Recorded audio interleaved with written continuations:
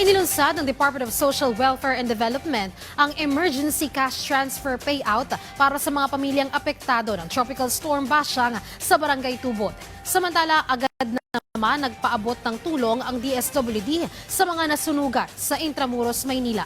Yan ang ulat ni Floyd Brez.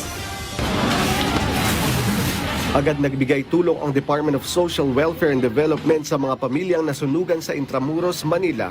Namahagi ang mga Angels in Red Vest ng family food packs, ready-to-eat food boxes at kitchen kits para matiyak na may sapat na supply ang mga apektadong pamilya.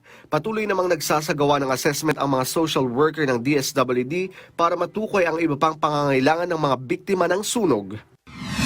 Malapit nang simulan ang konstruksyon ng Mindanao Disaster Response Center para mapalakas ang kakayahan ng pamahalaan sa paghahanda sa sakuna. Layon ng Department of Social Welfare and Development na mas mapabilis at mapaayos ang paghahatid ng tulong sa mga nasalanta. Inilunsad naman ng Department of Social Welfare and Development, katuwang ang Iligan City LGU ang emergency cash transfer payout para sa mga pamilyang apektado ng Tropical Storm Bashang sa Barangay Tubod. Isinagawa ito matapos ideklara ang state of calamity ng lungsod bilang agarang tulong sa pag-aayos ng mga bahay at pagtugon sa pangunahing pangangailangan. Ang ECT ay isang adaptive strategy ng DSWD para suportahan ang maagang pagbangon ng mga pamilyang nasalanta. Lloyd Brens para sa Pambansang TV sa Bagong Pilipinas.